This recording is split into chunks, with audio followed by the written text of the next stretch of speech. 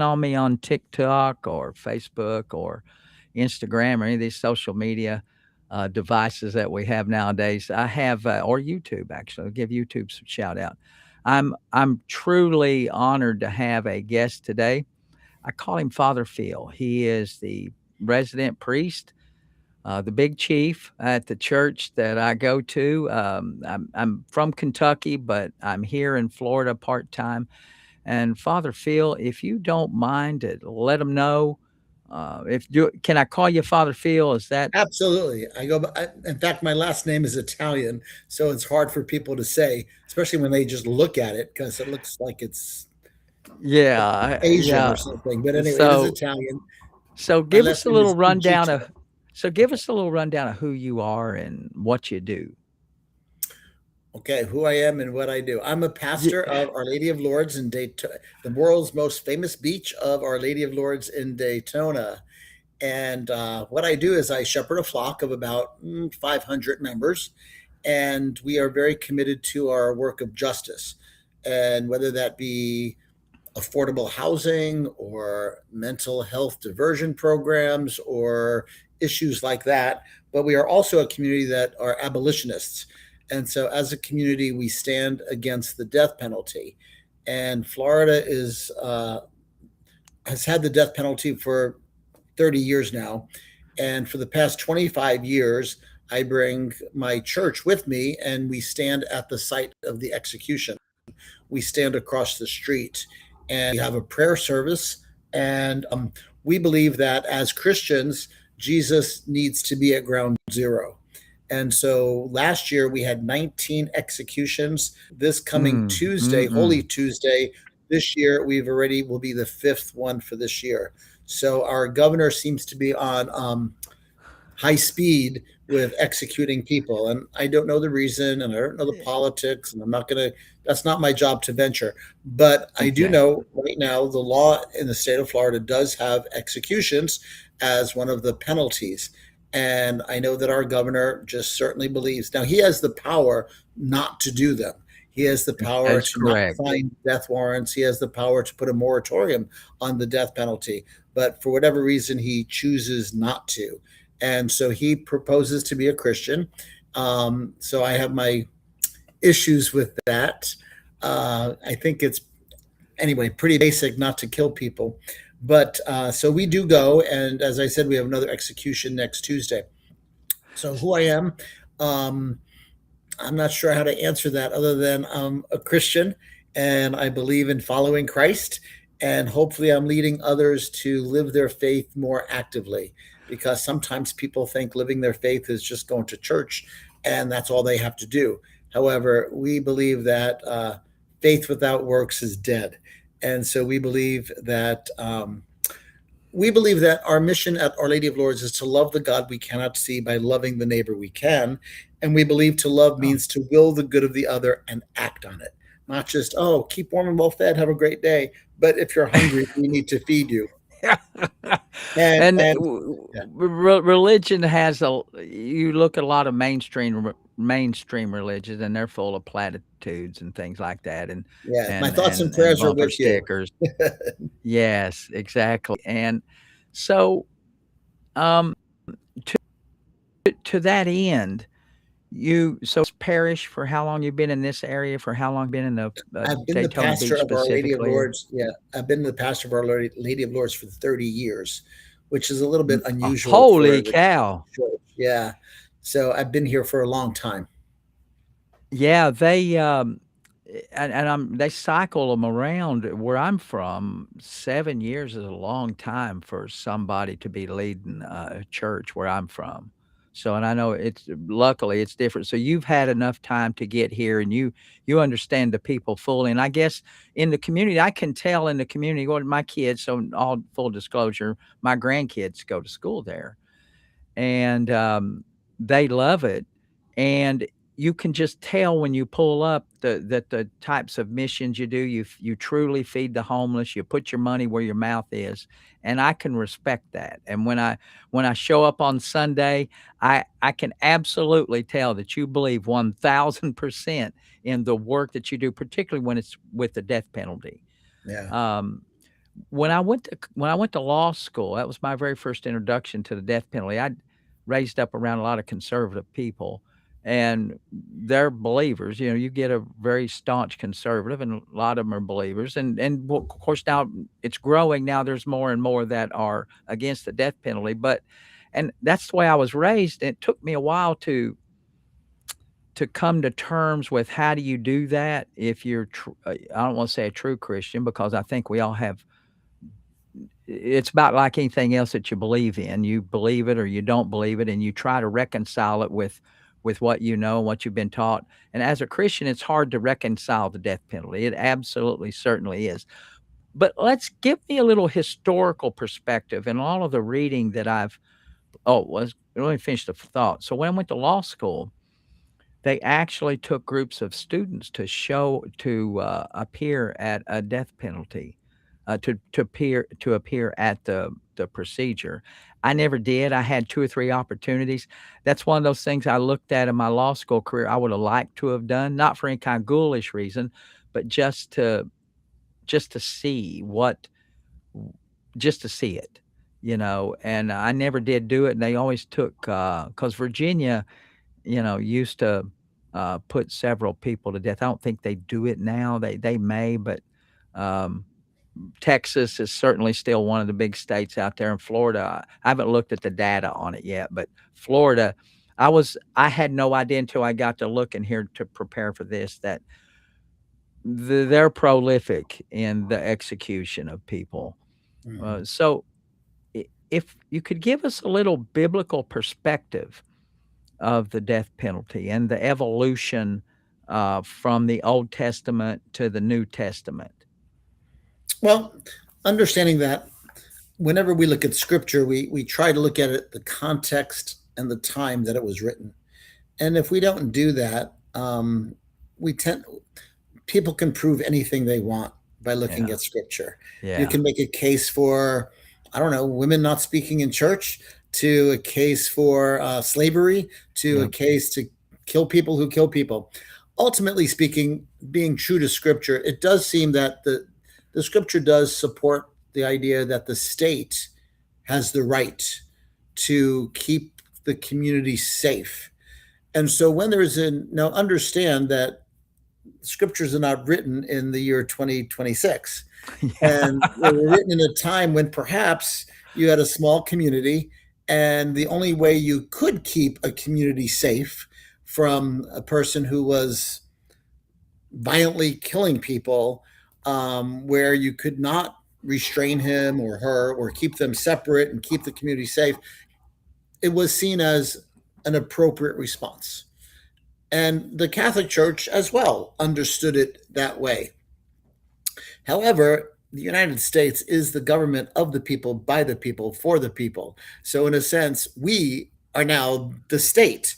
And right. as the state, is it truly necessary to kill people who kill people to stop people from killing people? um, and we believe as Catholics that it is no longer necessary at all. That there is an alternative. I'm not saying let people go free. No, people have lost the right to be in society. However, the alternative to the death penalty is life without parole. And I also personally don't believe we should torture them because death row basically is. I've been to death row, visited, I should say, visited. I've never been. Although the state of Florida has, I think, over 30 exonerees who people who were on death row for 10, 15, 20 years found out when they looked at evidence that they should not be on death row and they've been exonerated.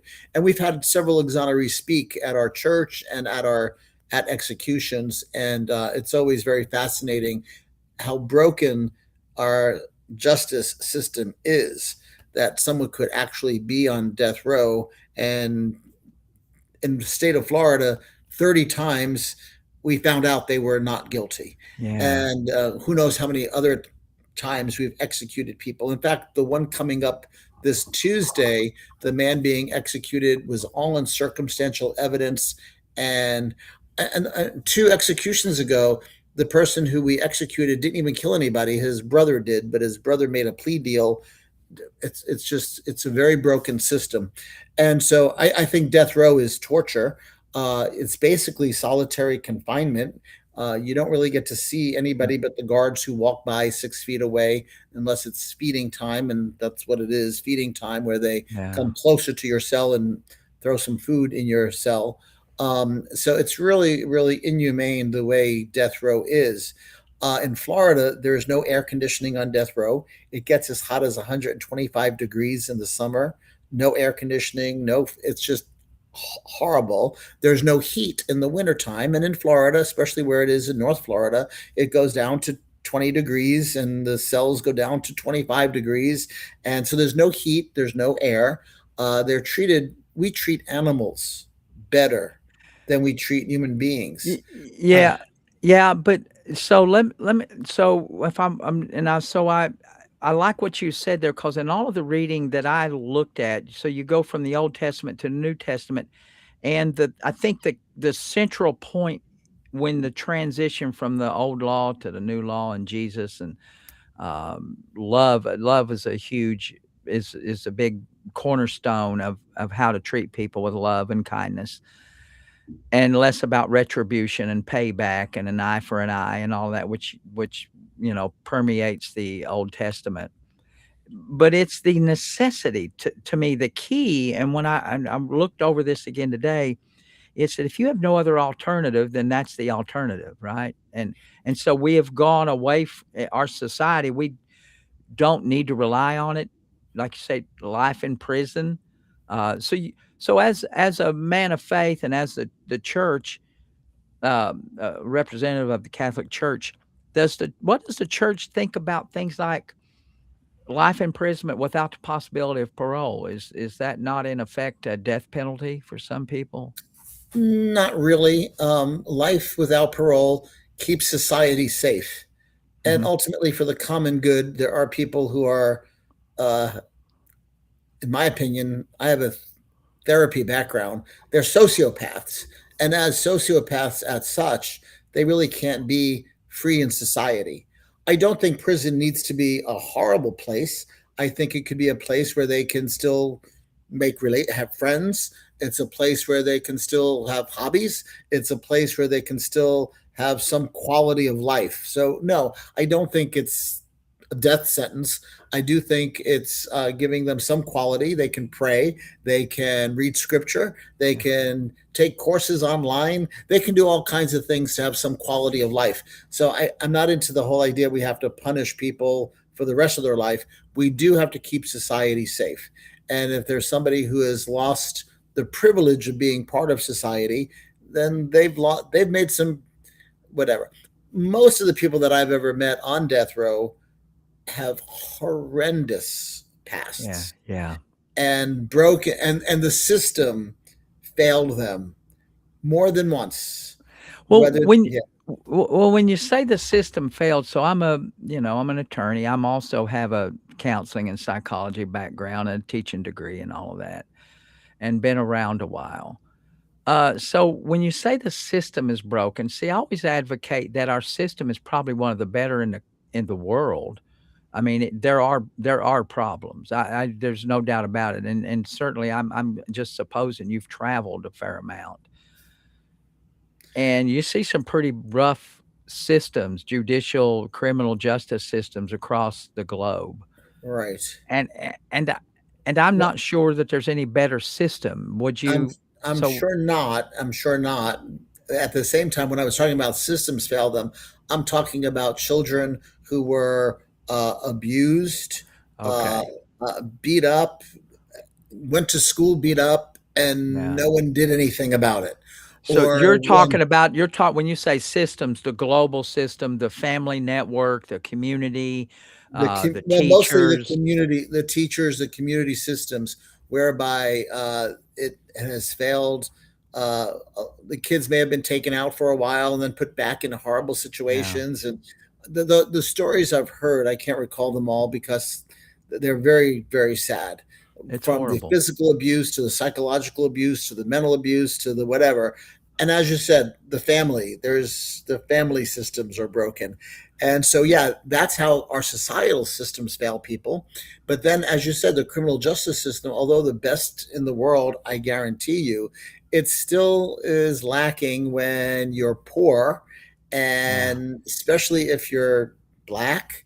yeah, The system seems to be stacked against you. Even the death penalty system, as far as choosing the jury, if you're not for the death penalty, you don't get on a death penalty case.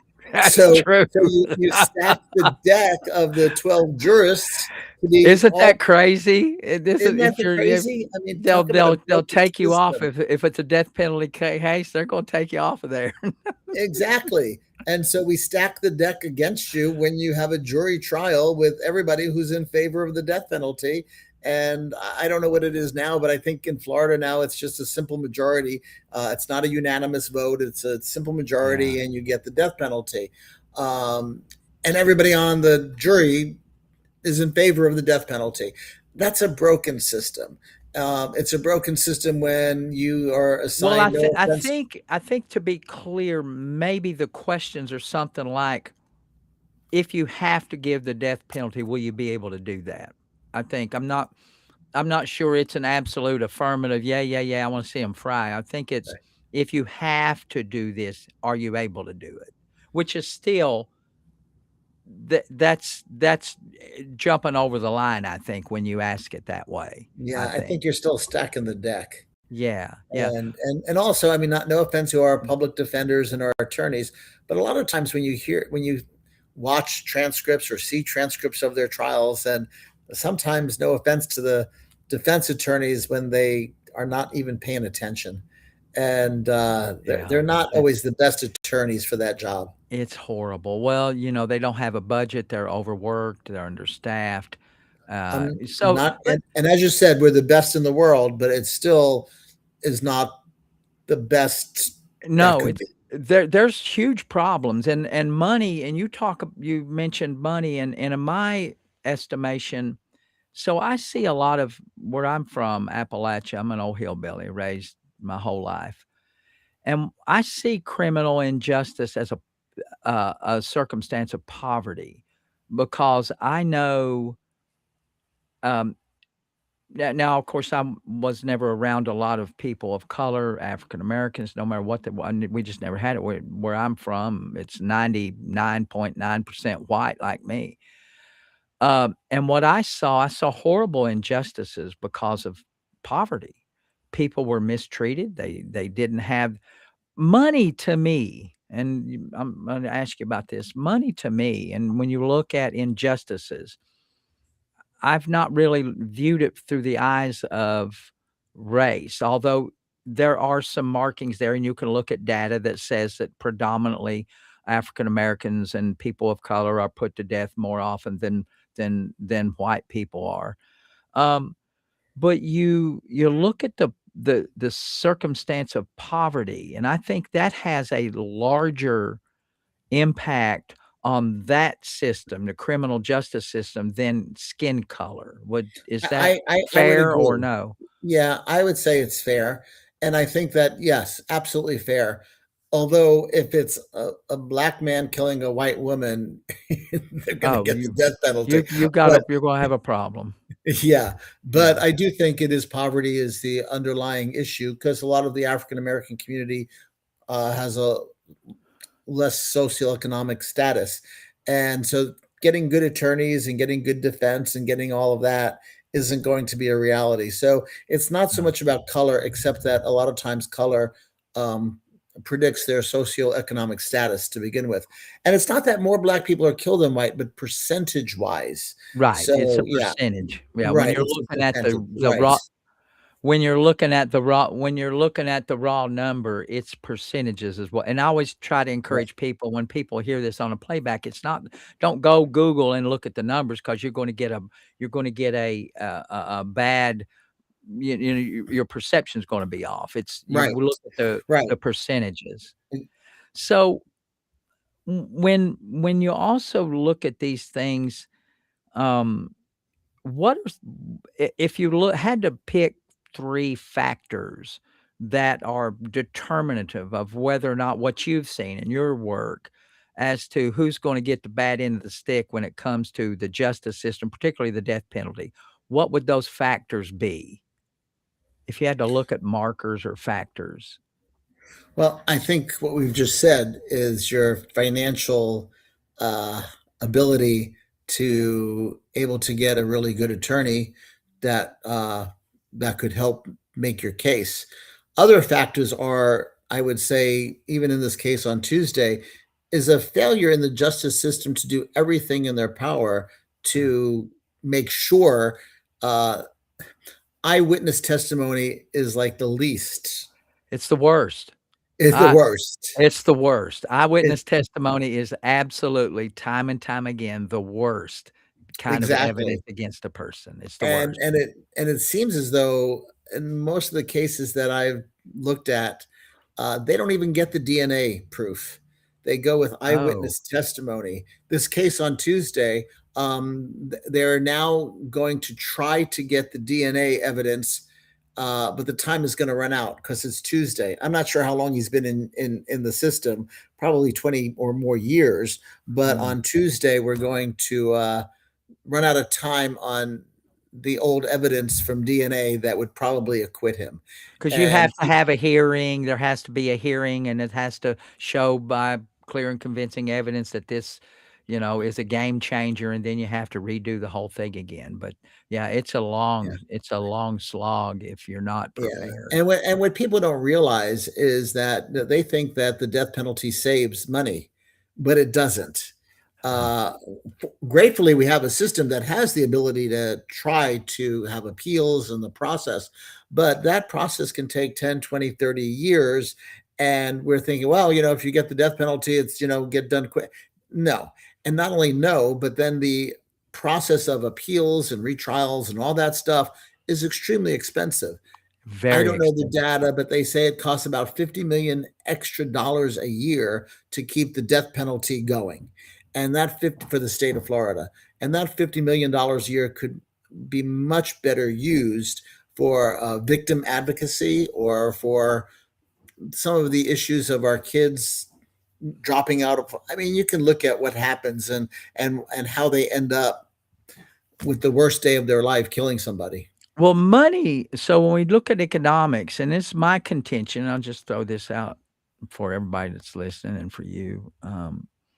Money to me buys process. It's you one of the things as a lawyer, I always hate to have people talk about say money because it's always in a really it's like, well, if you have money, you're going to get off. Well, tell that to very, very rich people who who Tell that are to the Menendez. spending most of Tell their that to the Menendez brothers. exactly. And countless other people who have plenty of funds. But what money buys you to me is it don't buy you a judge. It gets you a better, probably a better quality lawyer. But what it does is buys you process for the things like you said. It buys you process. It buys you an extra motion, another hearing.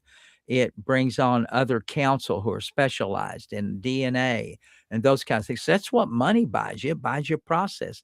And if I had to change one thing in our system, particularly when it comes to the death penalty, because I think you need to do all of the above. When you set out to end somebody's life, I think you should do everything. And I was shocked when you just said that a lot of these people don't have DNA testing in their favor. It's not available to them, or they don't utilize it. That was shocking to me. So so is in your estimation, so is it a matter of process? Is it, um, or is it just do you think maybe they're buying somebody off? No, I don't think they're buying somebody off, but I do think it's the process. And to be able to hire a good investigator and to be able to, because the attorney, they have to an investigator who is qualified and can look at the facts and bring the facts and discover the facts of the case and all that kind of stuff. That takes money, Yeah. and it takes a lot of money. And if you don't have a lot of money, It's really hard to get all that data and information because now there's a lot of things you can do to get information. I mean, there's everywhere is video cameraed. You know, you Yes. can't go anywhere not Yes. being on recorded. But again, we've seen time and time again, even with a video, the angle of the video and the look Yeah. of the video and whether it's a body. I mean, it's kind of bizarre, but we've seen lots of cases in the Well, past just 10 years well, where we see just recently, the Renee, I can't recall the lady's name, the Renee eyes Good. Uh-huh. Renee Renee Good. Good. There's 10,000 different angles, and depending, and there's a lot of people, like you said, you can find scripture to support anything. You can find a couple of those camera angles to support your position on that Exactly. particular situation. Exactly. It's nuts. It's unbelievable. So it's just, and again, eyewitness, even camera witness is not always the best because the body cam shows one thing, but the other video shows another, and Yeah. it's really hard to. Uh, that's why we're grateful we have DNA evidence and those kind of things that can hopefully, if there's a way to collect it. But again, another thing that happens is DNA evidence gets lost, it gets tampered with. Stranger things have happened. Don't Oh, get me wrong. I love our law enforcement. We have the best in Daytona. They are amazing. But at the same time, I'm from Brooklyn. yes. And perhaps law enforcement had an idea that the guy was guilty, and all of a sudden everything that made them not guilty is missing. I, And I'll tell you that happens. So to that end, I don't know if how much you read in your spare time.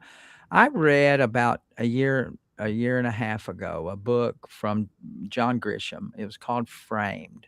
Have you had a chance to look at it? I've heard of it, and if I did look at it, it was years ago. So yeah, I'm telling you, it's an eye opener. It highlights 10 people. They take 10 people that are on death row.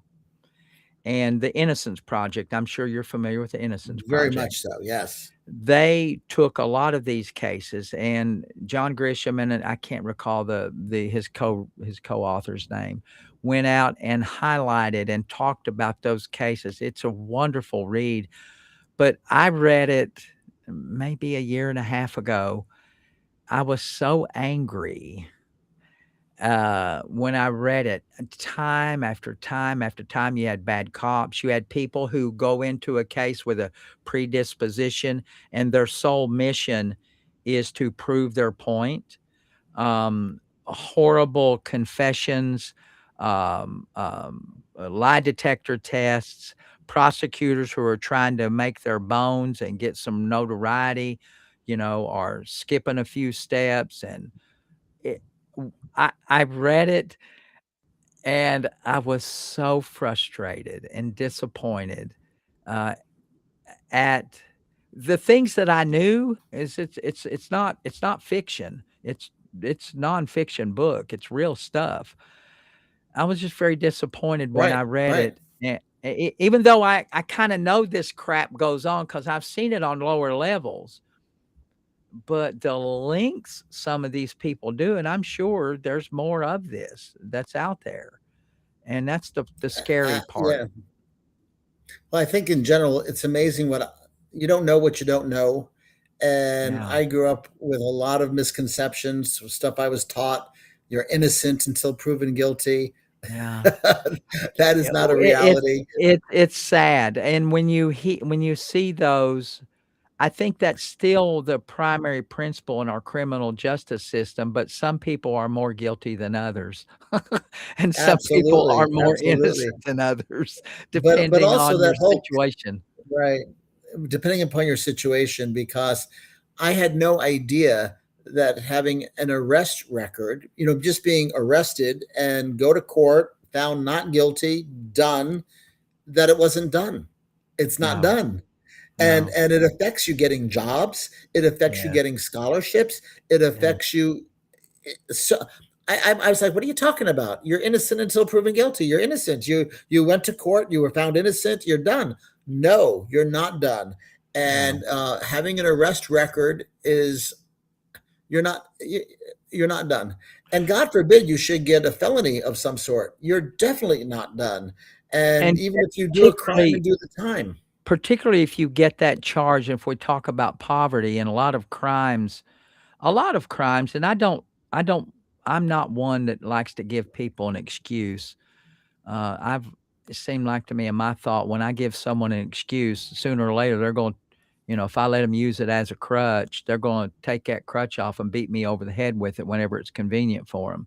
So I'm not one given to do that. Mm. However, you take a young knucklehead, and when I prosecuted for 17 years, and I saw knuckleheads. They weren't mean people. They just couldn't get out of their own damn way, and they lived around people who couldn't get out of their own way.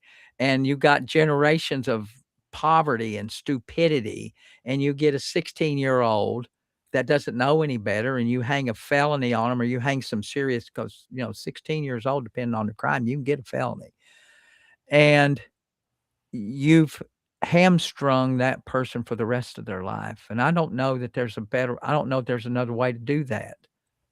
Like, I don't I know. don't either, but it's as good as our system is, there's brokenness in it. And but as you said, mentally they're not mature at 16 or Yeah. 17 or 18 or 29.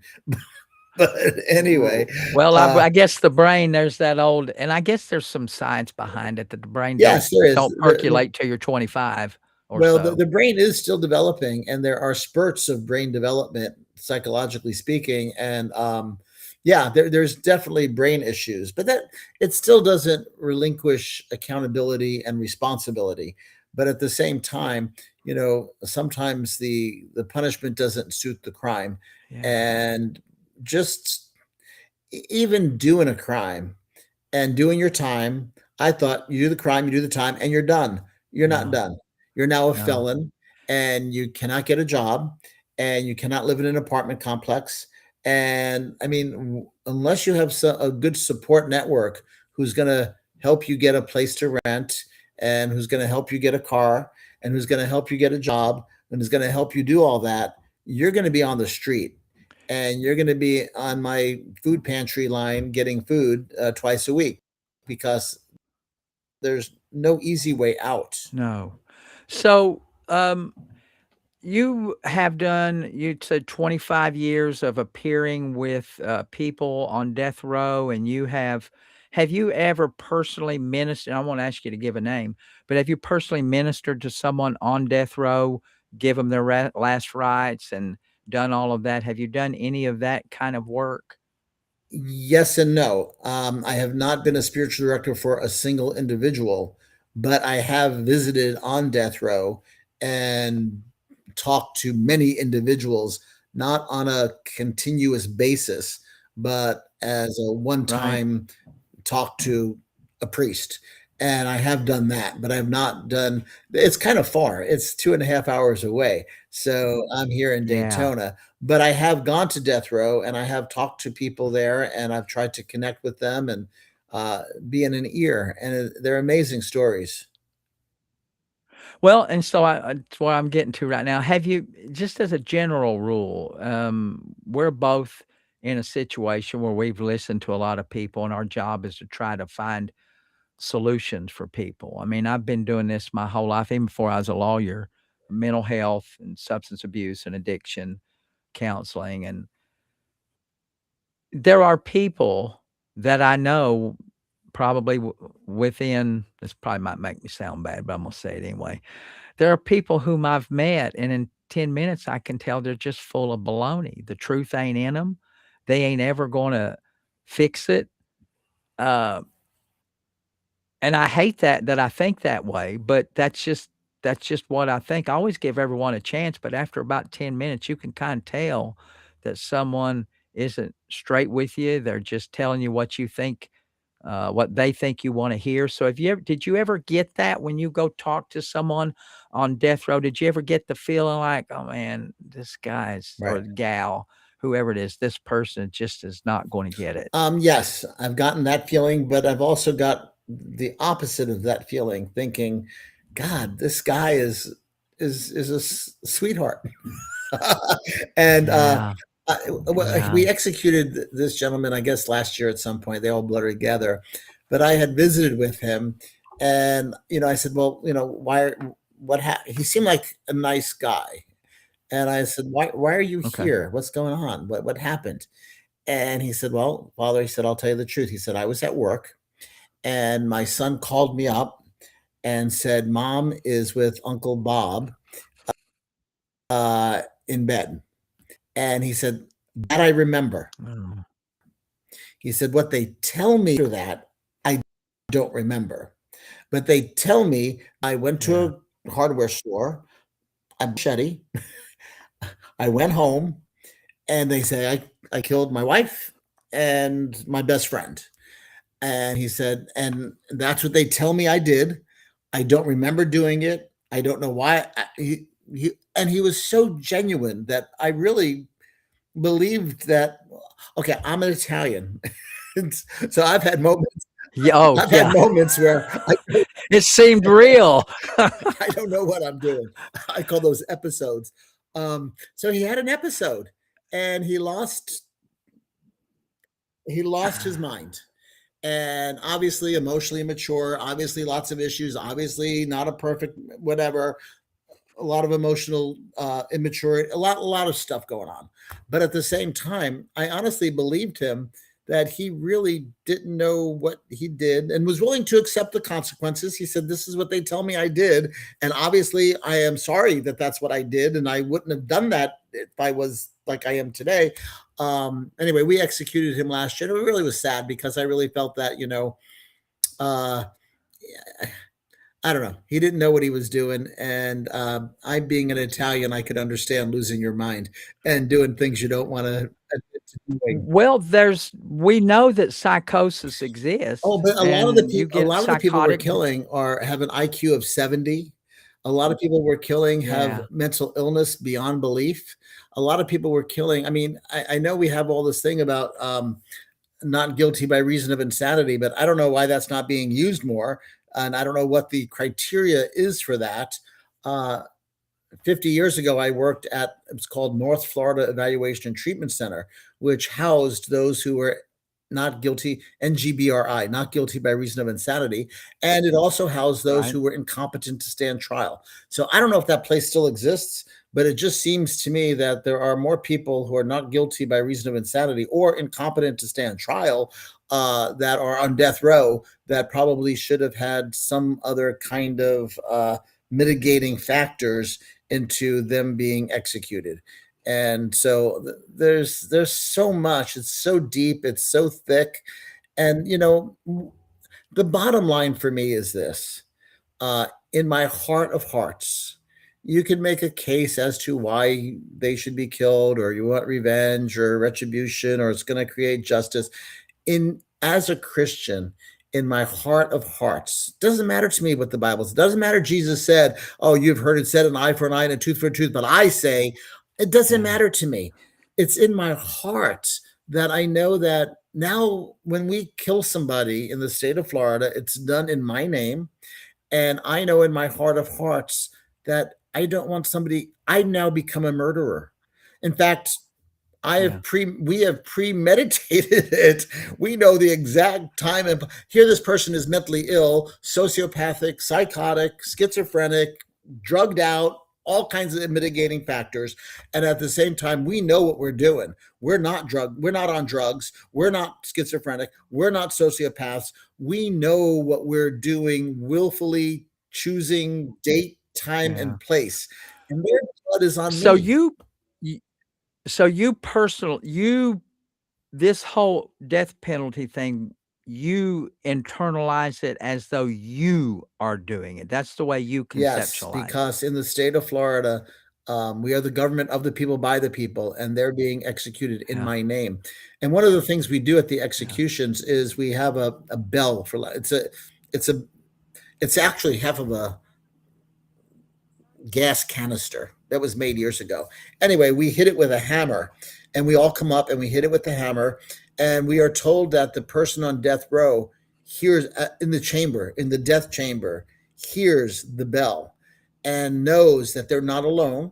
They know that we're there. Actually, all the inmates, Florida State Prison has got two places. There's the place that houses death, the death chamber, and there's a place that stores death row. Is two separate places. Right, One is where we are. right. The other place that has houses death row, that's about a mile further down the road. So where we are, though, they tell us that they everybody can hear the bell, that the person in the death chamber hears the bell.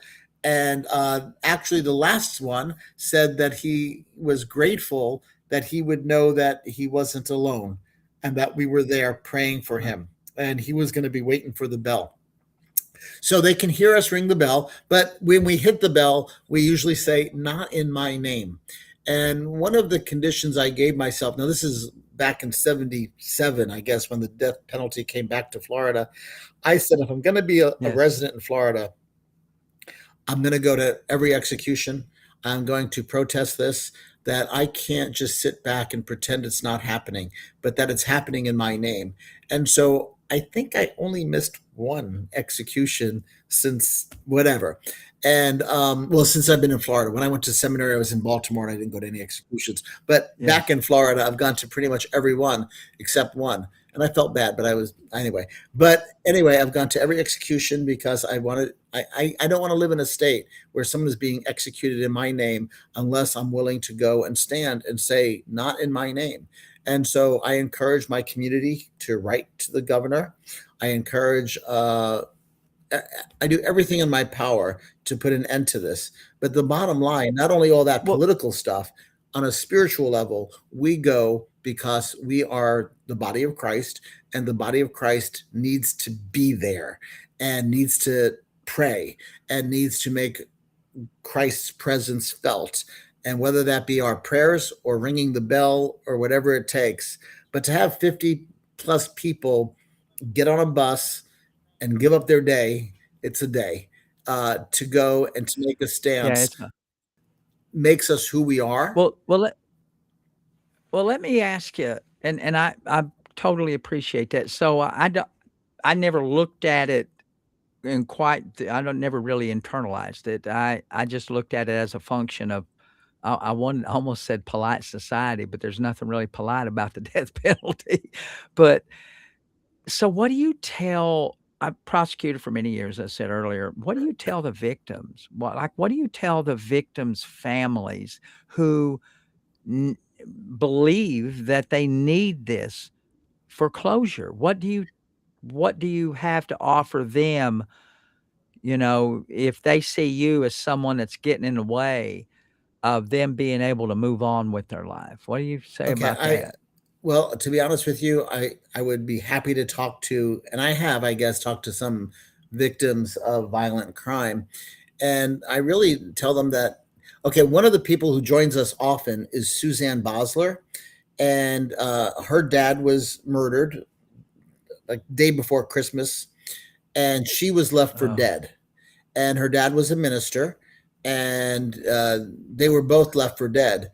And he died, and they wanted to give the man who killed him and left her for dead the death penalty. And she fought vehemently against it. And she knew that in her heart of hearts, she came to terms and she realized that it wasn't going to bring her dad back, and it wasn't going to be an end to oh, anything. And so her story is amazing. So if Suzanne Bosler, and on YouTube, and she usually joins us in Stark often. But anyway, the bottom line is, whether it's a victim of violent crime at any level, I think that we have to come to terms that killing another person just makes more victims. And yeah. there was a gentleman, Bryant, I guess his brother. His brother was murdered by a police officer. She got off on the wrong floor and went into his apartment and shot him. And at the trial, Brandt, Jean Brandt, he actually Mhm. forgave her and hugged her and asked the judge, "Do you mind if I hug her?" And that forgiveness is really the only way of healing. It's the only way of really moving forward, because violence begets violence. and it doesn't heal. You may think it now, don't get me wrong, I'm an Italian. We don't get mad, we get even. But at the same time, and it's okay to feel that way, and there's a process you have to go through. And I think that wanting revenge and wanting punishment and wanting all that is kind of a normal response. But at the same Yeah. time, it doesn't it doesn't work. It doesn't bring peace. It doesn't bring closure. I'll have to say, when I prosecuted all the years I did, I had probably a handful of times where the victims, a couple times they passed away in a car accident at the hands of somebody, a DUI driver, and one was a group of young kids and they were out riding a four wheeler. Other times, really bad assaults. And when it come time to negotiating pleas and looking at trial and all of that, and most victims, families, don't want the spectacle of a trial. They don't like it. That puts them through that whole horrible episode again. And I have had of the maybe 5 instances where that were really, really bad, and someone's going to go away for a long, long, long time.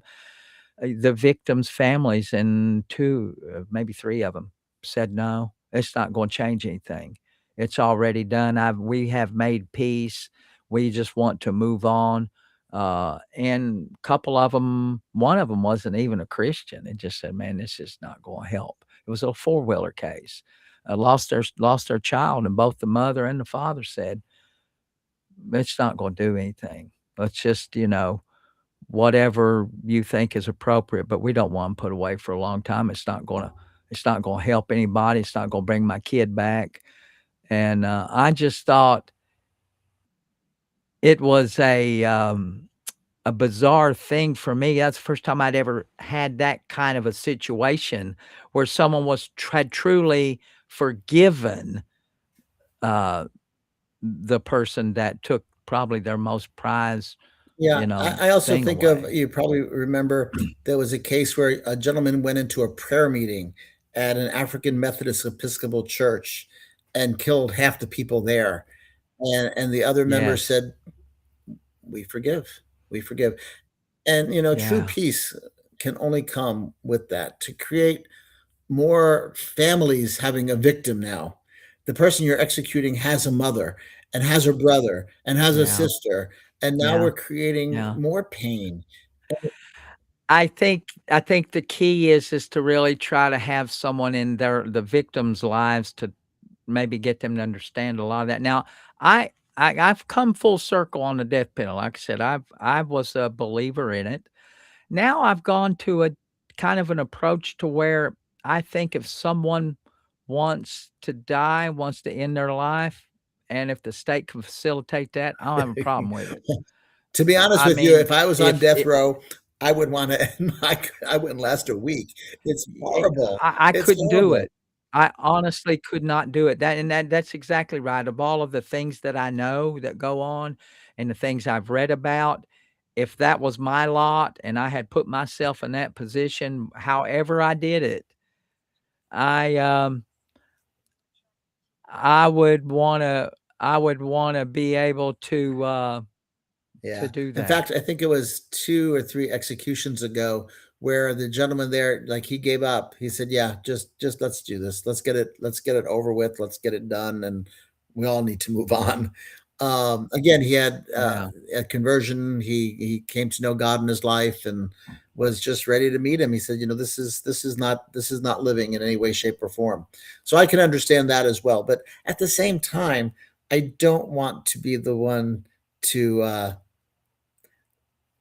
an amazing thing is how many don't wanna die, 'cause I would. I could last a Yeah. week. I would, like, smash my head Yeah. against the concrete. Yeah. But anyway, but they do wanna live, and they do have quality of life. I don't know how, but they do, and somehow they have pen pals, and they have some sort of relationships, and Well, you can settle, like, you can get used to almost anything. The human mind, as you know, yes. you're trained in it, we can tolerate a lot of stuff, and we can accommodate a lot of things, and we can get used to a lot of Yes, and they stuff. still they still value, and, So, they still value their life. It's an amazing thing in all of us to want to live, and they still want to live, and they still want to appeal, and it's just I don't want to be the one to have Okay. premeditated murder on my. Yes, I've internalized it. It's that I believe it's done in my Yeah. name.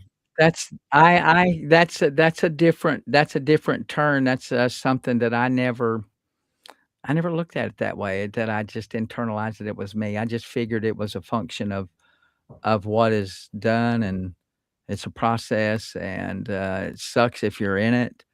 I think we need to probably if you had to pick one thing to do that might fix it or mitigate, what would that be? If you had to pick one thing, just one thing of all the things you know that might work, what would be the one thing that you would institute tomorrow to to maybe let's not talk about ending it, but let's talk about how to prevent it from happening in the first place when you have these people getting in impossible situations. Ah, I don't know where to begin because, from the initial arrest to the trial to the final decision on whatever, there's so many levels and stages that things could go different. Even if we just the one thing I would change is that, it's gotta be a unanimous vote by the jury, at Yeah. least whatever. I think that Yeah. the evidence must be exhaustive, and I think you cannot, without real, none of the circumstantial evidence stuff. I think we have to make it uh, very, very clear evidence, whether it be DNA or whatever, uh, to make a case against someone.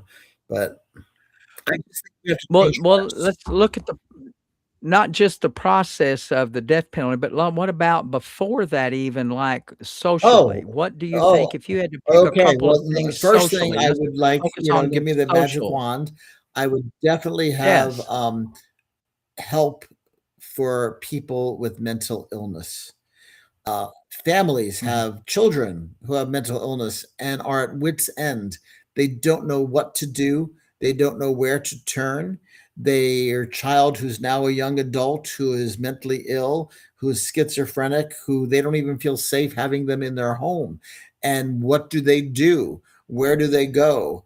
And so years ago, we had mental institutions, and we had places where we now I understand back then One Flew Over the Cuckoo's Nest came out, and everybody said, oh my god, it's horrible to have mental institutions, and maybe some are bad, but at the same time we need to have, I mean, our homeless population here, I mean, they're schizophrenic, they are have so many issues of mental illness that prevents them from being, so mental illness help. I'm so glad you said that. I got into mental health in 1984. It was at the very beginning of the end of the mental health institutions. The nut farms and all those euphemisms. And um, si I came into the system in '84 working with chronic mentally ill people and when they were deinstitutionalizing them, and I believe what you just said there, we have to focus on building it's more humane to put someone in a building, give them their medicine, give them some food, even if it's even whatever the medication is, even if you try to immobilize them as much as you can, but give them some kind of quality of life to keep from having them live underneath a bridge. And back in Um, 1984, all we had was Thorazine and Elavil, but now that's it. we got some good stuff. I mean, I've seen Zyprexa Dorothy. Yeah, change exactly lives. right. I don't know the generic form, but Zyprexa. I've seen Seroquel change lives. But again, they need to Yes. be in a place, supportive housing, where they are given their Well, see, meds and they have to take their and meds. that's a common sense approach.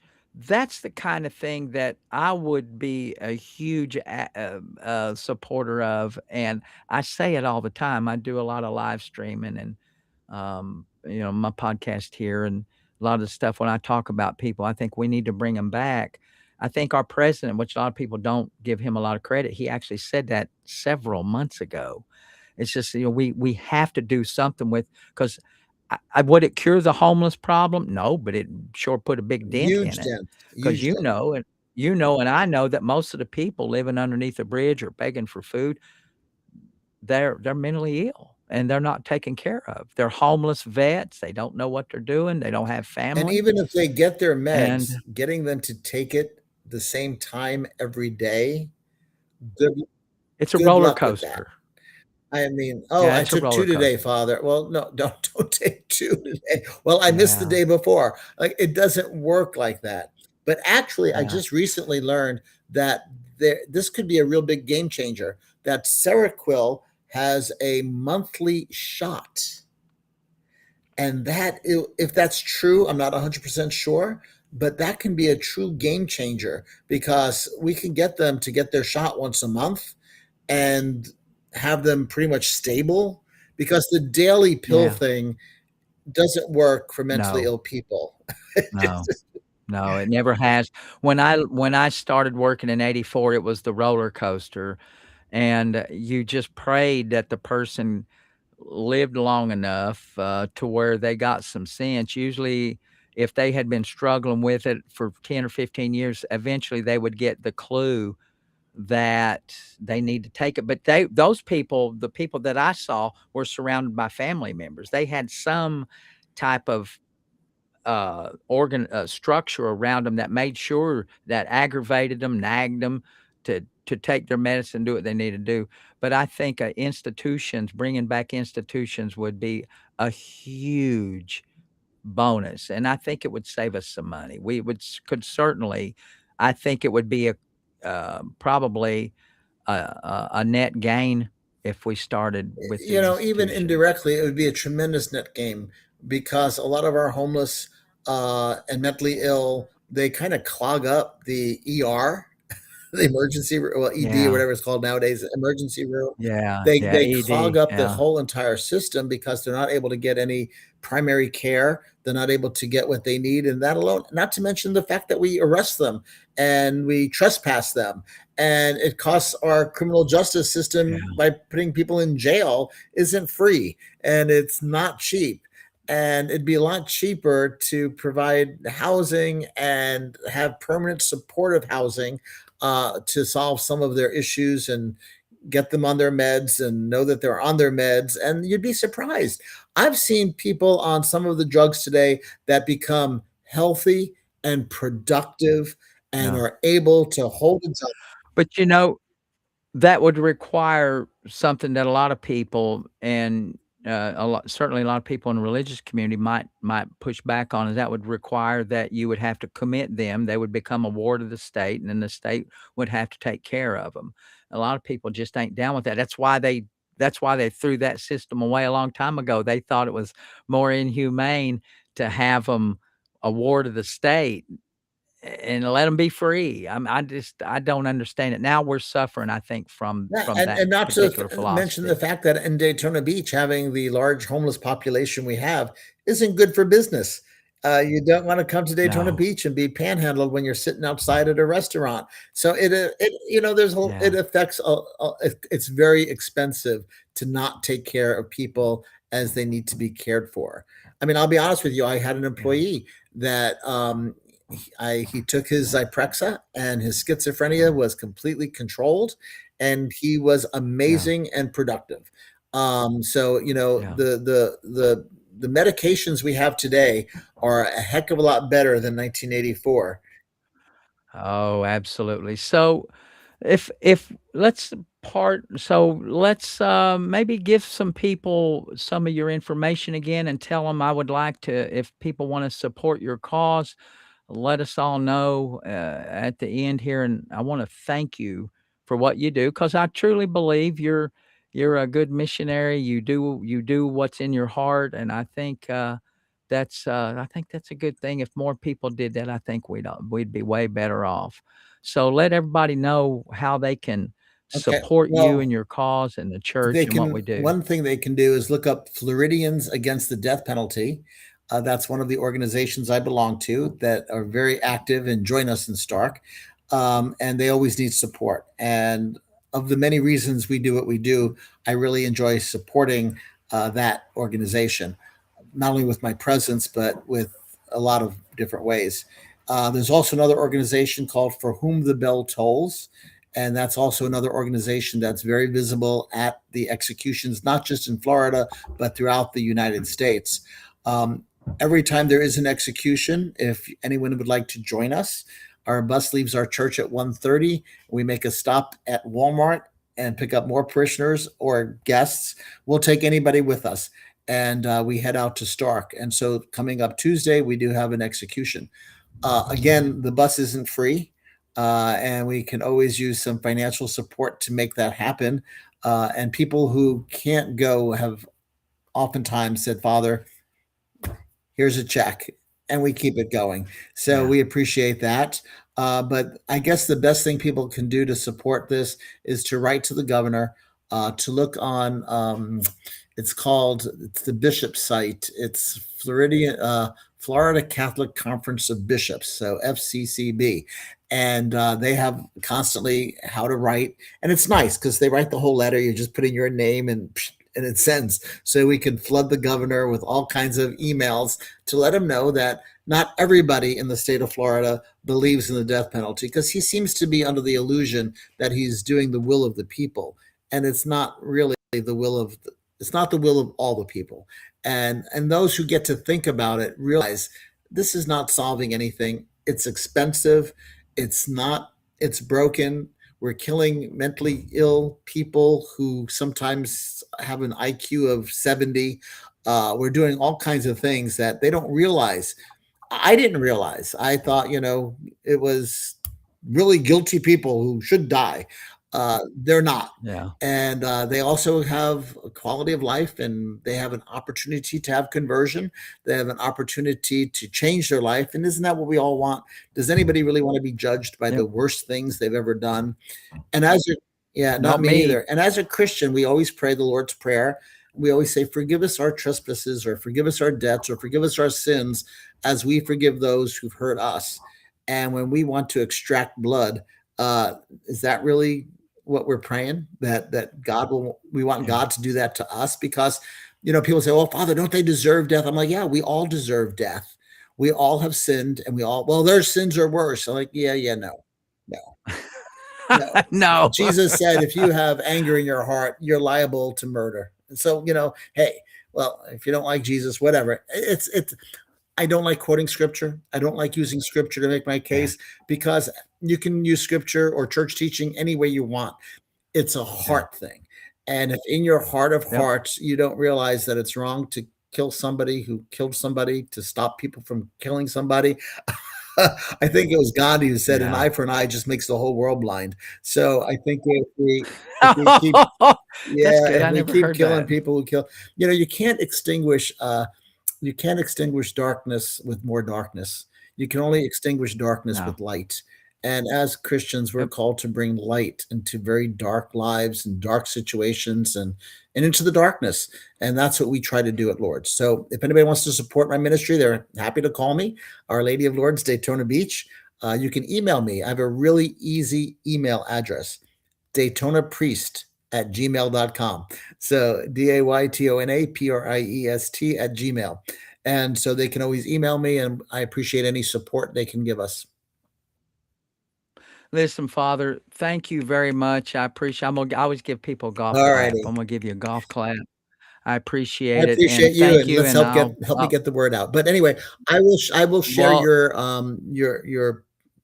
was the podcast, whatever, the your YouTube. YouTube, I'll share that yeah, on my YouTube, Facebook page and our church page.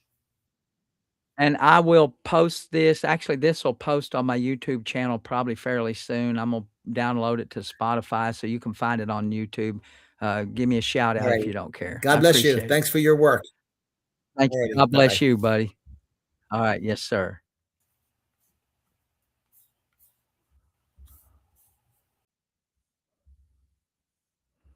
Alright, guys.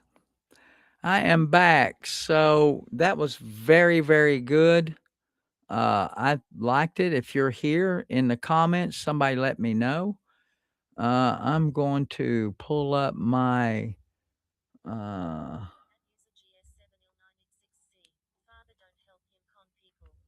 user, you're just an asshole. How about that? Uh User, thank you very much. User, yeah. With with somebody in our YouTube we had somebody in we had somebody in our YouTube, platform, somebody go on over into the YouTube platform.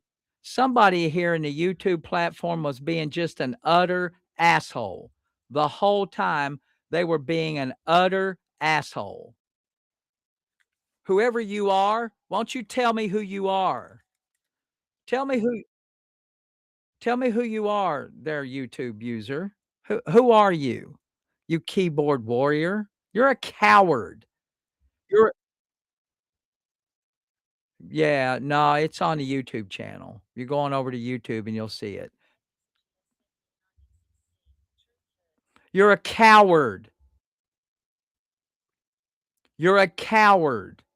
That's what I'll tell you. You're a coward.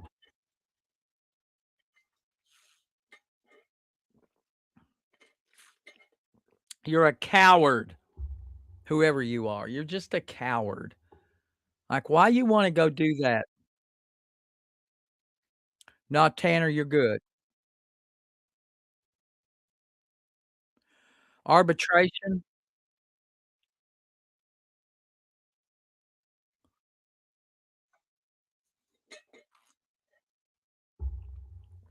Shane, I got you, buddy. I'll be hollering at you when I get back in town. Whoever it says someone on YouTube was harassing the shit out of me the whole time, was being and just so you know, user at YouTube, just so you know, I have had cases where people passed away at the hands of somebody else. I had attempted murder cases, 2 of them. How about that? I've had 4. What an ass. What an ass. Thank you, Chuck. I appreciate it. And just so you know, I don't make any money off of this, what I do. I do it just to try to give you information, give you something. If you'd open your ears, user, on YouTube, if you opened your ears, you might learn something. I mean, my position on the penalty has gone 100 degrees the other way.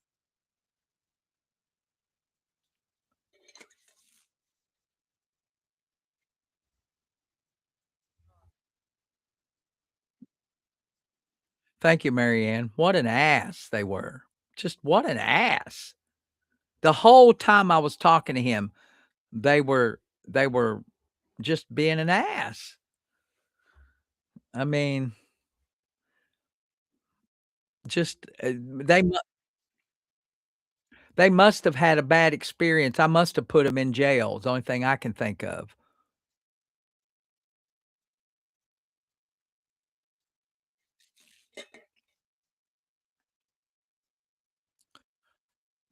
I love University of Cumberland.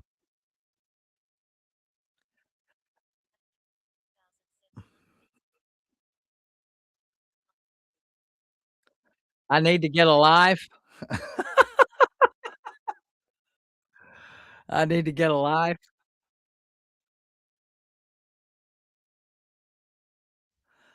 No. No, what I did say I didn't say people on medicine need to be hospitalized. What I am saying is that when we deinstitutionalize the mentally ill, when we kicked them out of those long-term mental health facilities, it created a whole big problem. And Fr.Phil saw the same thing that I saw. I've never talked to him about this topic before, but he has picked up exactly what I've been saying for years. Our homeless population, a lot of the crime that is committed by our homeless population could be solved if we brought back the mental health facilities, the mental health hospitals. So, yeah. No, I'm not saying if you're on medicine, you need to be locked away. What I am saying is if you're not on medicine and you're living under a bridge, you need to be put away in a hospital. And that's a solution. So, it's not that you're on medicine, it's that you might need medicine and you're not getting it at a regular time. So, no, our homeless and Fr.Phil saw that.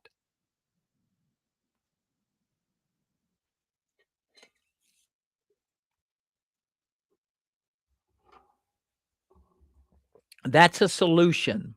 It is a solution. It's an alternative to the bullshit we've got now with these community mental health centers, and it's an option to prison.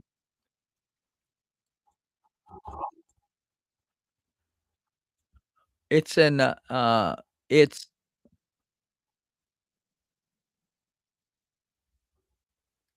Thank you. What an ass. I mean, really. The whole time kept in my ears, the whole time.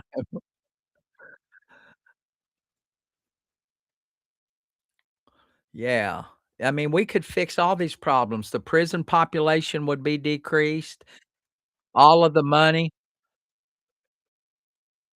all of the money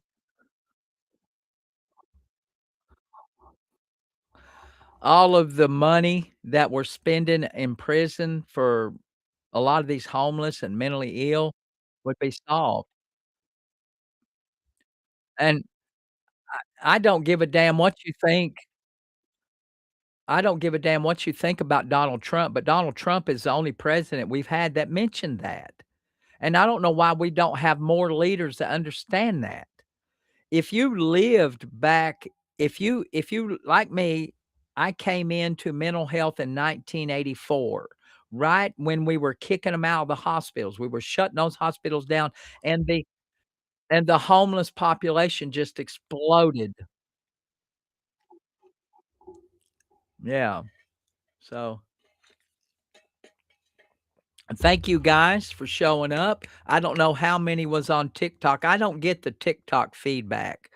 I turned my Tickfinity off because I didn't hear.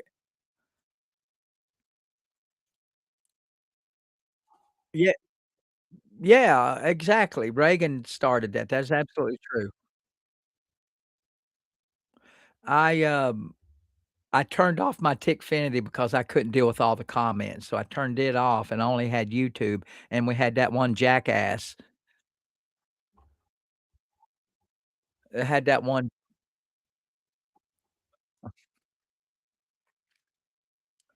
The market's gonna be fine. We're good. The market is gonna pop. This thing over there in the Middle East is gonna be over. We're gonna be good. Gonna be good. The market goes up, it goes down. If you got enough cash in the bank when it goes down, buy in. That's my advice.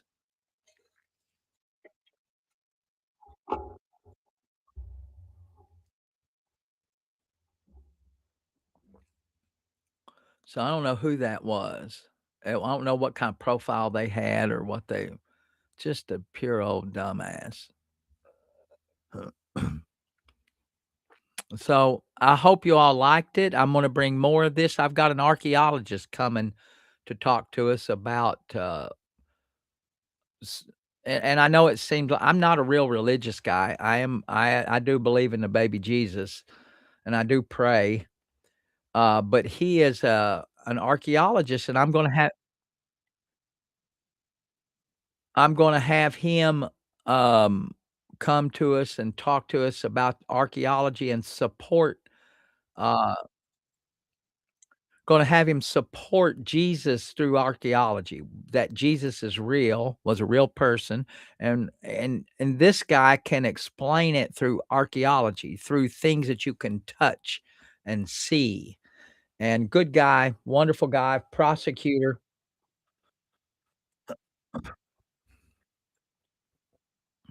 No, I don't care, Tanner. It's part of my charm. I'm gonna try to hook him in next week. I think it'll be when I get back home to Kentucky. I'm working with him right now. He's looking at some dates, and I'm trying to find other people that wanna come on. Yes, like all of that stuff. I mean, he's the actual archaeologist. He goes out in the Middle East and digs.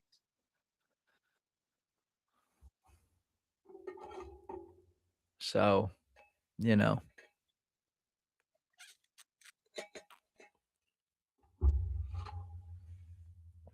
Guys, what do you think about my getup here? No, that State Farm never called back. No, I'm gonna have to call and aggravate the shit out of them tomorrow. I don't know if I got the energy to call tomorrow. I'll probably call Monday. Thank you, guys. Thank you. Love it.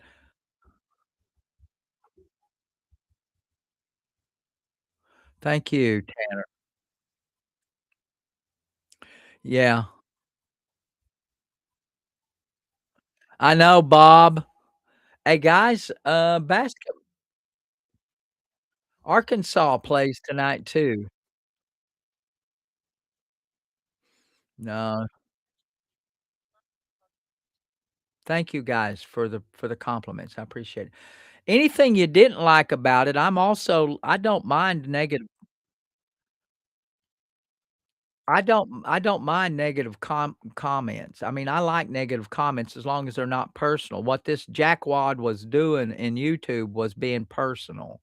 For some reason, I must have pissed in their Cheerios. I probably put them in jail or something. The only thing I can think of. So, uh-oh. Uh-oh, Jamie.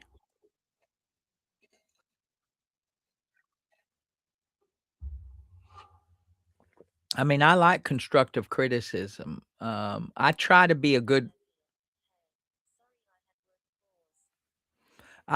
to I try to be a good interviewer and ask good questions. Um, so, we had Ruth Cook, I don't know, it's probably you, baby. Probably you. Thank you, guys. Thank you, thank you. It's Ruth. It's not me. Steven, that's somebody just being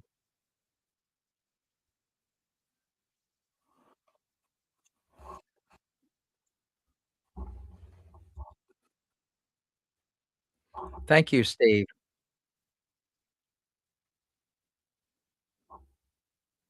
Yeah, he's a good guy. He's very passionate, and I like passionate people. I might not always agree, but my views on that penalty has come a long way. Um,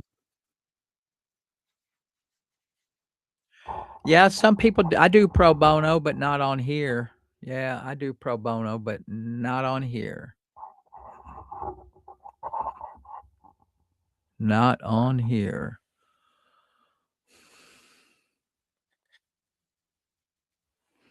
I do pro bono or I do reduced fees. I mean, if you've had a car wreck, I only get 20%. So, 20% is pretty damn good.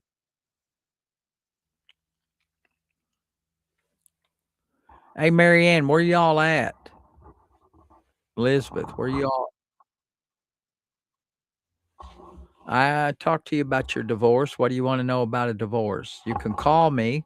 If you wanna call me No, we don't accept insurance for our counseling. What's up, Denise? What's up, Denise? On Facebook. Thank you. How are you doing?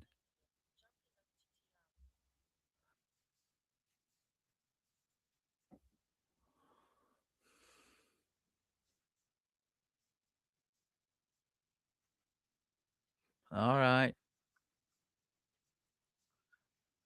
If she wants to call, if you wanna Thank you, Alexandra. What's up, Donnie? Yeah.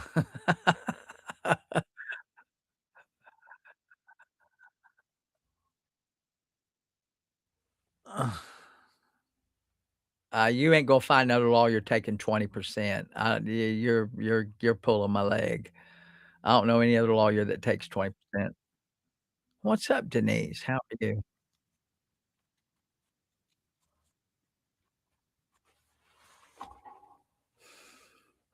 So, guys, someone wanted some information about a divorce. If you want information about the divorce, you can call me and we'll talk about your divorce.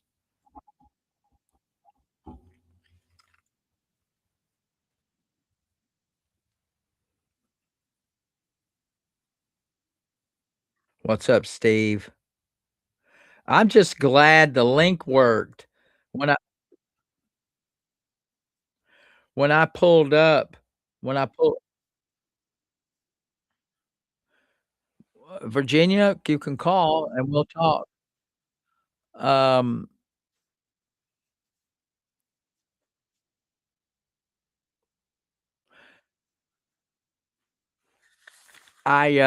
before I got on, I looked at my email from the priest, and I looked at his email and it said, "I can't find the link."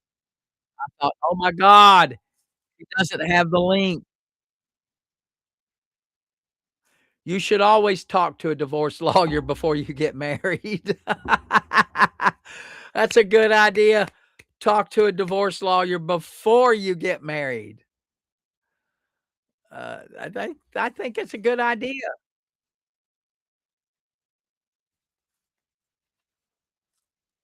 I think that's a damn good idea.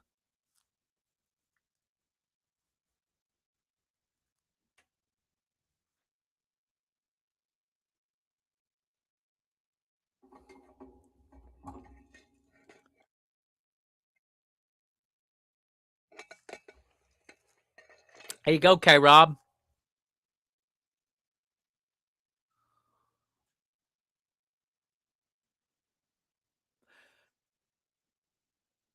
Some of my friends some of my friends that were getting ready to get married,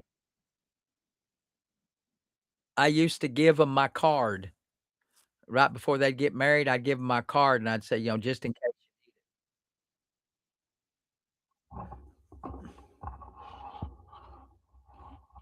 I'm gonna try something a little different here.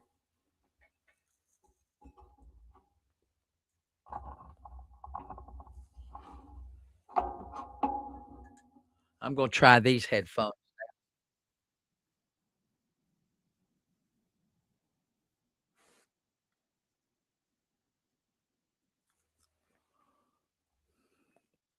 I'm gonna try something fancy here. Give me a second. I'm gonna switch off my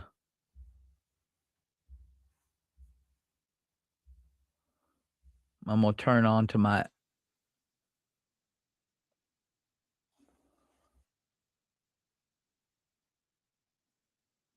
I know, Anna. I would love to do that. I'm looking for, my Bluetooth. I turned it off.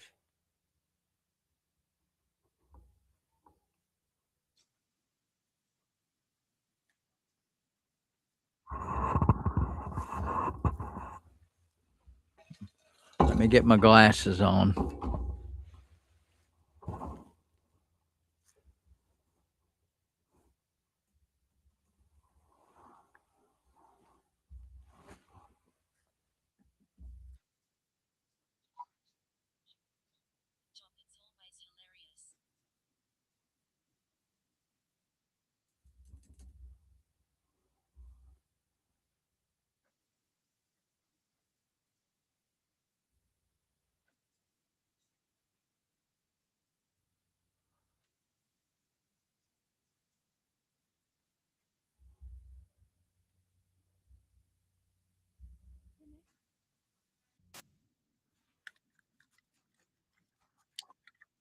I live in good, I got these other headphones on. Woohoo, I did. Boy, I'm getting fancy. I am really getting fancy on this, guys, if in case you wanted to know. I'm getting real fancy on my, technology here. Um,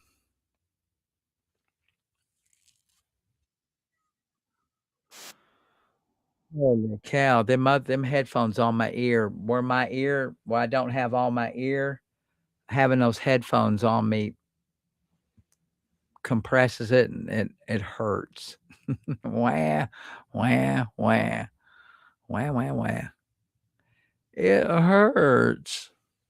The only problem is I can't hear myself, with these, but when I'm not talking to someone, you don't need to hear yourself.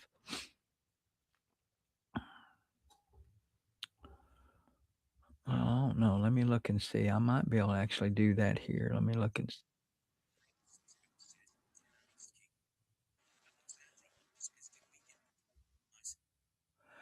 Oh, did you get the mice?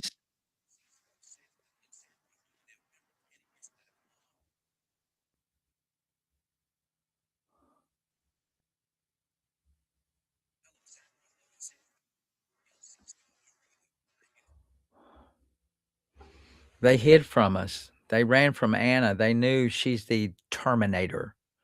Anna is the terminator.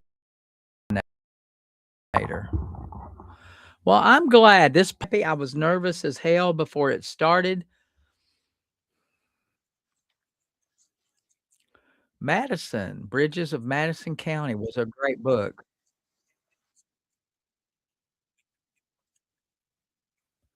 Thank you. Thank you for that tip. Yeah, I liked it. I'm gonna do Thank you, Tanner. Thank you very much. I appreciate it. Uh, I appreciate you all. You all are here to support. I appreciate it. But I also like criticism now. I'm not afraid of criticism. I like criticism. If it's done right and well intentioned, you don't learn if people don't criticize you. You just don't. You never grow. You never do better. You have to have people criticizing you. Critique. Critique is not a bad word. Um, a lot of people think it is. Can Yeah, y'all can see my look at what I got over here, boys. Got me some Bob Ross hanging out.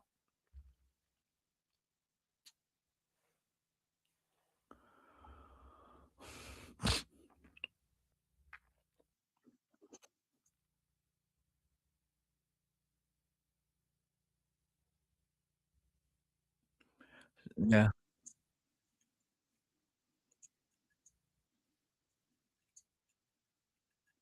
I like legit I love legitimate debate. I'm not a lawyer. I just don't give a fuck what people say about that. It cracks me up. Not a lawyer. I do wills, yes. Yeah. It cracks me up. "You're not a lawyer because you're not in the courtroom." What a moron. "You're not a lawyer." Cracks me up. Come on, guys, give me a question. I'll take your questions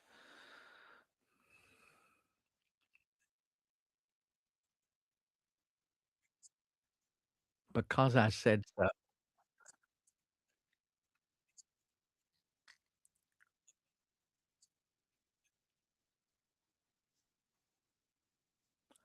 You know, um, that's a really good thing. Let me turn my screen down a little bit. It's a little loud for me. Uh, so that's a really good comment. Someone in the comment section wants to know, should you get credit score, background check before you get married? What I would say to you is you should do that when you start dating, right at the moment when you think, okay, this might go somewhere. Whenever you get to the feeling that it might go somewhere with whomever you're with, I would do a background check. I certainly would. And I would look at their credit score. You do not want to get involved with someone who has a shitty credit score because there's a lot of there's a lot of things that a bad credit score will tell you, particularly if the person's in their mid 20s. If they're in their mid-20s and already got a bad credit score, that means they're not good with handling their money, their bills, their debt, and that will cause you problems your whole marriage. It'll cause you problems your whole marriage. Now it's different if you're together, you're working a job, you get hurt, and then your credit score goes to shit because you lost a job. That's not what I'm talking about. If you're in your mid-20s and you're just now kinda into the work field and you've kinda been on your own for a while, you should have good credit score. I also wouldn't date anybody that had a really bad criminal history. I'm sorry, that's gonna piss a lot of people off, but I that's one of the things I wouldn't do. And I used to tell all my daughters this, and I've got at least 2 of them that are watching right now. When you look at somebody, this is what I look at as a parent. Are they working? Do they have a job? If you're in your early 20s and you don't have a job and you're not horribly disabled, something is wrong with you. If you don't have a job and you're in your early 20s or you're not going to school, if you're not going to school or you don't have a job, I'm taking a pass. I'm taking a pass. You should be working. That's a big indicator to me. If you ain't working, you ain't going to school, something's wrong. You're lazy. And I don't want my kids dating lazy people. So, yeah, that's a big deal. Credit score, work history, all those things are tried and true. They're good measurements. And criminal background. Do a criminal background check on before you get in too deep.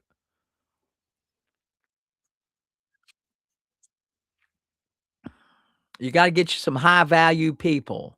When you want if you wanted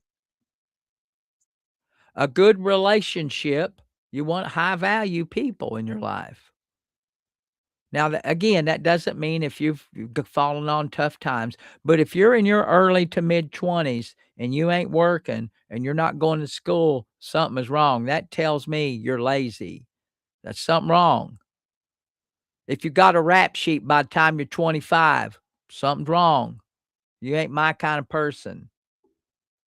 If you're taking medicine, you're probably not if you're taking a lot of depressants or pain pills and you're in your early to mid 20s, yeah, you ain't for me.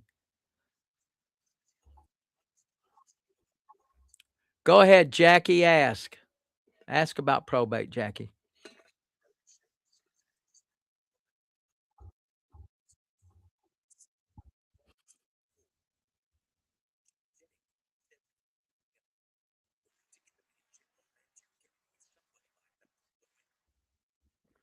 Yeah, gaming is a problem.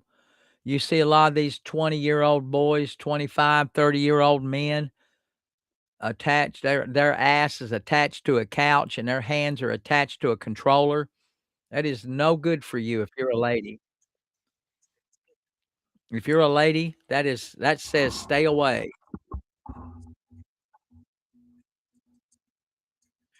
Right, Alexandra. That's why that's why I made the distinction. If you ain't getting off the couch, if you're staying up till 3 o'clock in the morning on a game, that's a bad sign. If you put it in its box like any other hobby, it's okay. But too many people that I see do the games are obsessive over it. There you go, Alexandra.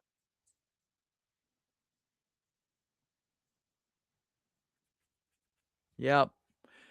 Unless you're making money from it. I mean, I don't have a problem with someone making money if they're gaming, but I mean, I'm talking real money. If you use the fact that you think you're making money by playing a game, you gotta be making some real money before that thing pays off. I'm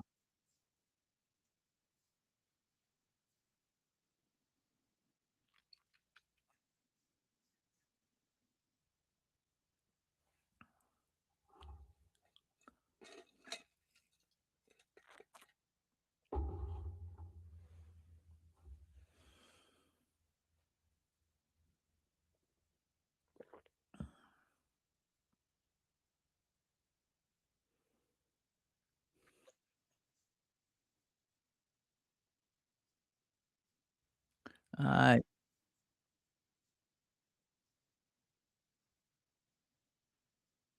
Logan, you ain't ever gonna get a woman.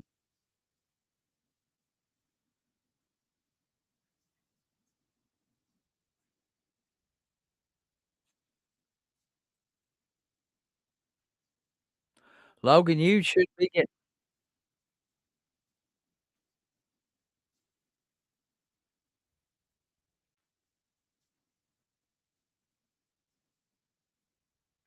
Yeah, Logan, you probably need to move on. If you don't trust her, you need to move on.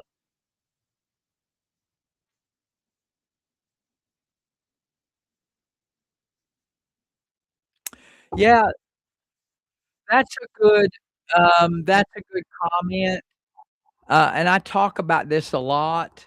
I feel bad for a lot of these creators that were making a lot of money on this platform, and now they're not making any money. Some people quit their jobs to do TikTok and social media, and I feel bad for them. Since October, TikTok has totally changed their financial scheme, and, I feel bad for some of these people that quit their job to do this full time. It's terrible. So, I never started this to make money. Now, I do make money, but it's not from my videos, it's not from my watch time, it's not from any of that. I get money from referrals, I make money when people call me and book a call, I make money when someone asks me to write a letter, I make money a lot of different ways through here, but it ain't through my views. I never battled, I never got into that. So,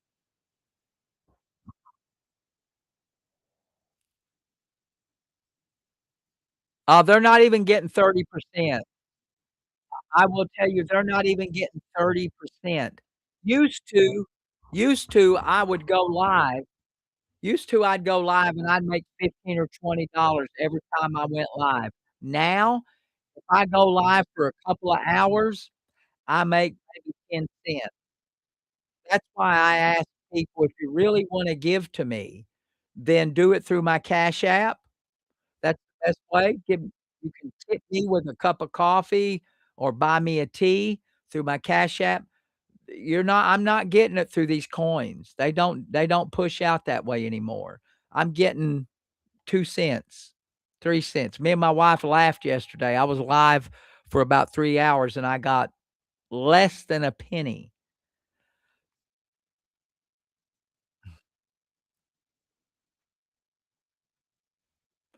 Jackie, when you meet with the probate judge, if you applied to be the legal representative, it all depends. You have to apply for that. If there's no will, you have to apply to be the administrator. And I'll guarantee you, if you weren't married, there's gonna be a fight. If you weren't married, there's gonna be a fight over who's gonna be the administrator. So, be prepared for the family feud. Be prepared.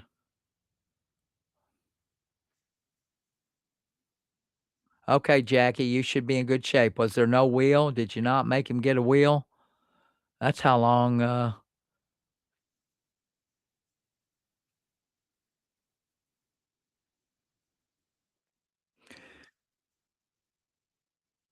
if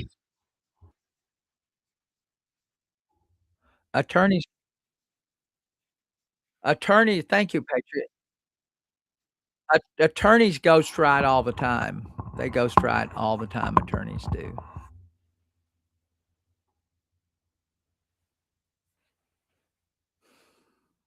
They ghostwrite all the time. I draft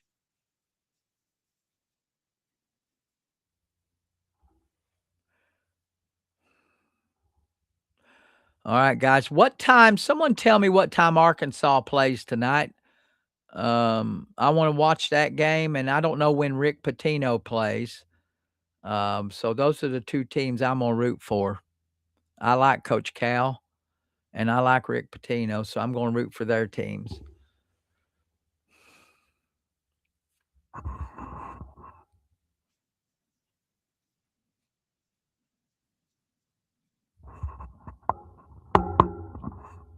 I don't know why you's getting letters, Jackie. I have no idea.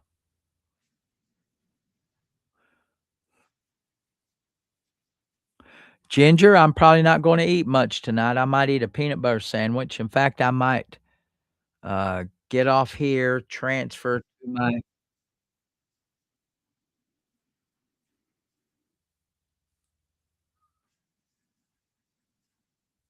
Jackie, I don't know what you're talking about, why you would be getting letters from lawyers after someone passed away. That probate lawyers don't generally send letters out to potential clients.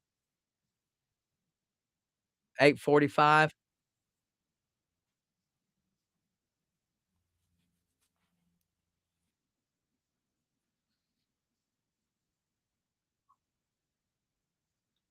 Oh, it's gonna be a late game then, right?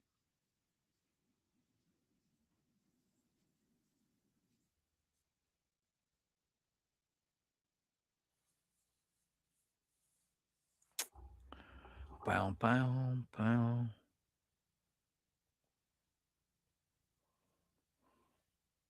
I'm gonna try another little experiment here, guys. Let's see if I can transfer my TikTok over.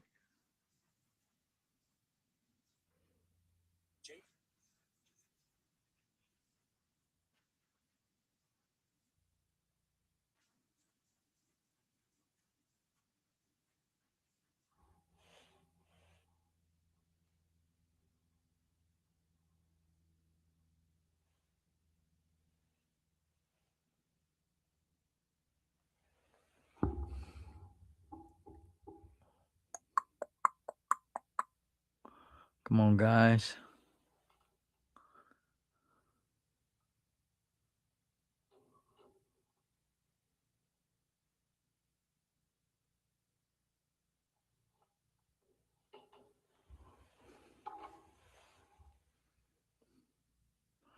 Knock, knock, knock. Alright, guys, I'm gonna end this stream over here.